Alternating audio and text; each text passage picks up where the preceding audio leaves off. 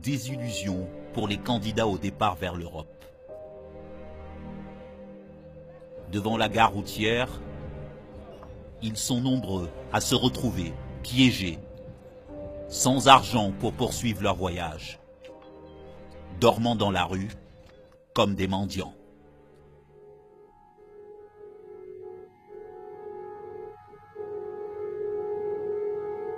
À la tombée du jour, à l'heure où Niamey se vide de ses voitures,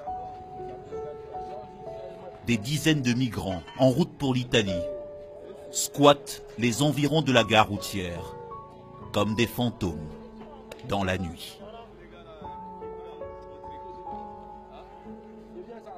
Parmi eux, de nombreux Ivoiriens coincés ici après plusieurs tentatives ratées pour sortir du Niger.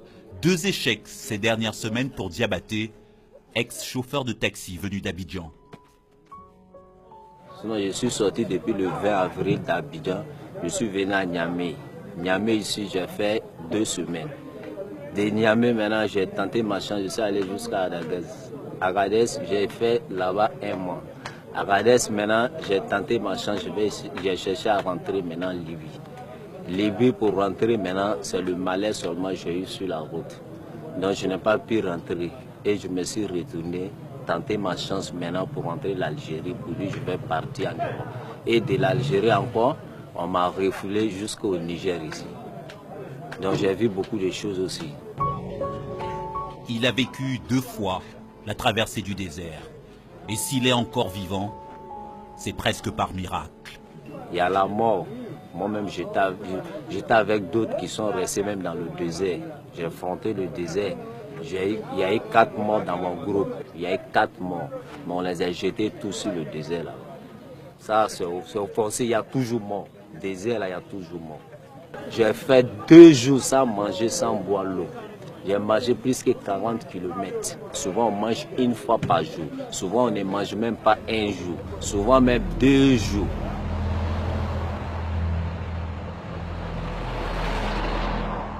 À la porte du désert, Agadez fut longtemps le carrefour de toutes les routes clandestines vers l'Europe. Une ville devenue un cauchemar pour les migrants, tous rackettés dès leur arrivée. Quand je suis arrivé à Agadez, je me suis renseigné là-bas. Ils m'ont dit pour aller en première ville de Libye, que c'est depuis, bon, ils m'ont dit pour aller à Tripoli depuis 250 000 CFA. J'ai discuté, j'ai eu 180 000. Et je suis parti là-bas, j'ai fait 2 jours là-bas. Bon, ils m'ont mis dans un coin désert, quoi. J'ai fait 2 jours. Et le 2e jour, 3e jour, il y a un bâcher qui est venu nous chercher. Quand on est arrivé là-bas maintenant, on nous a braqués, ils ont pris tout avec nous, ils ont des armes pour nous menacer. Si tu te dis de faire quelque chose, tu ne fais pas, on te met une balle au pied, et puis si tu n'as pas la chance aussi, tu meurs, puis on te laisse avant, on continue le chemin.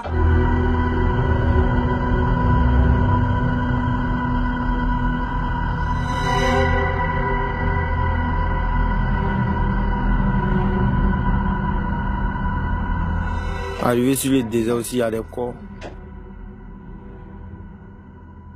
On ne sait pas c'est quel corps, mais on a vu aussi des corps là-bas. Mais c'est des gens qui ont été tués là-bas. On a dormi là-bas dans le froid. J'étais mon ami, on est resté là-bas jusqu'à... Après maintenant, nous on a essayé de marcher. Non, on va marcher pour partir là-bas. On a marché. On est parti jusqu'à, on a marché au moins 30 ou 50 km comme ça. Si on arrête une voiture, il ne gare pas. Si on arrête une voiture, il ne gare pas. Si on arrête une voiture, il ne gare pas. Si on arrête une voiture, il ne gare pas. Bon, on n'avait plus de l'eau. L'eau était finie. Le désert, un cimetière auquel a échappé Aboubacar et ses compagnons de voyage, qui ont dû renoncer à leur aventure.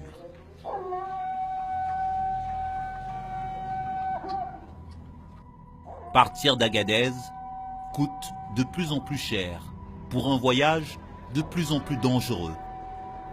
Face à une présence militaire renforcée, les chauffeurs de clandestins prennent de plus en plus de risques. Vous avez beaucoup de morts dans le désert parce que les chauffeurs ont peur d'être rencontrés par les forces de défense et de sécurité. Dès qu'ils aperçoivent un véhicule de très loin, ils ont tendance à se délester de leur cargaison en prenant toutes sortes de prétextes, en simulant une panne par exemple, faisant descendre les passagers, et ils s'enfuient en les laissant là. Il est souvent arrivé que nous découvrions déjà à l'article de la mort parce que tout simplement les chauffeurs les ont abandonnés, sachant que devant, il y a de fortes chances qu'ils rencontrent des militaires qui leur confisquent les véhicules et qui les mettent en prison. Nous avons arrêté plus de 100 véhicules qui sont dans un processus de leur confiscation en ce moment. Nous avons arrêté plus de 100 passeurs, chauffeurs et autres personnes impliquées dans les réseaux qui entretiennent le trafic clandestin des migrants. Et nous avons ramené plusieurs milliers de personnes de l'Afrique qui ont tenté de traverser frauduleusement notre frontière pour se retrouver en Libye. Des milliers de migrants ramenés de Libye, souvent après être tombés sur des bandes armées dans un pays en pleine guerre. Revenus après avoir échappé à la mort, comme Doumbia. Étant en route dans le désert, il y a des rebelles qui viennent tomber sur nous et prennent tout notre argent et nous font descendre du gros camion, on nous met à terre.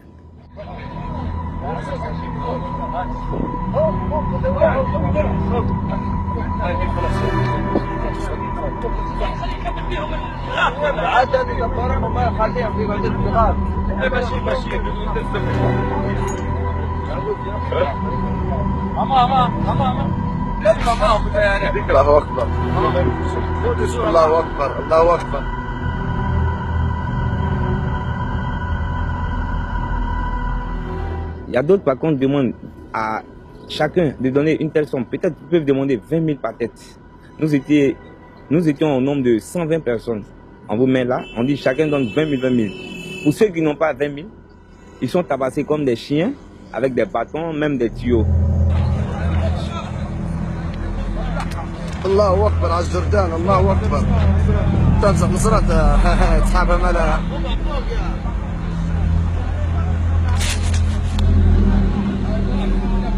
Et ils ont pris tout notre argent qu'on comptait prendre pour payer le bateau pour la traversée du désert et aller en Europe.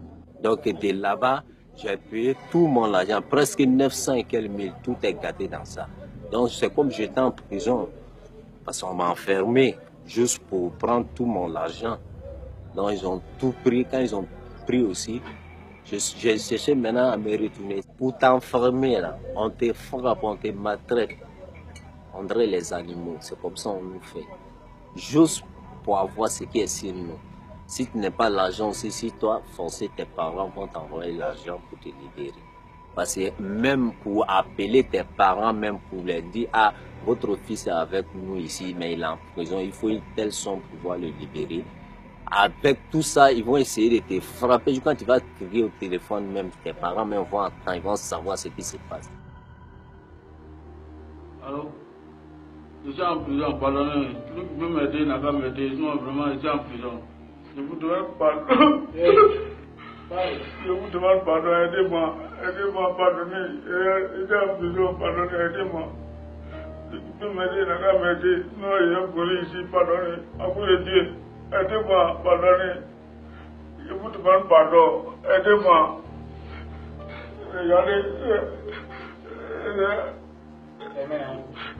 On peut faire tout ici là.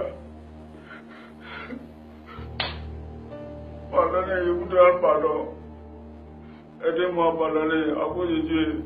Sortez-moi d'ici, sinon c'est pas bon. Devant moi aussi, ils ont frappé beaucoup comme ça aussi. Il y en a même que les bras sont cassés, il y en a aussi même pied est cassé. Il y en a même, ils ont frappé, même, on ne peut même pas le regarder.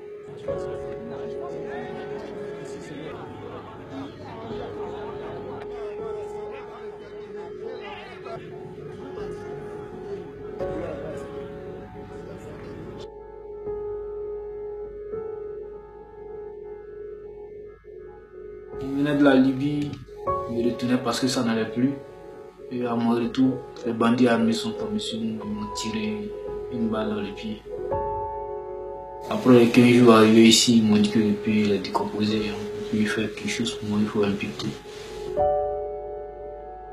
Le désert même c'est dangereux.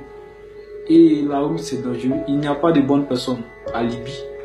Dans la prison, les gars vous donnent manger une fois par jour.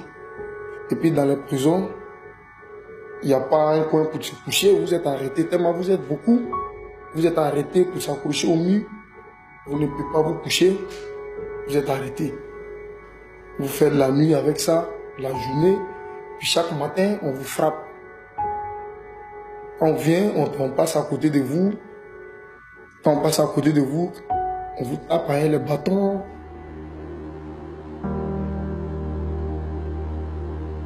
Je suis côté avec.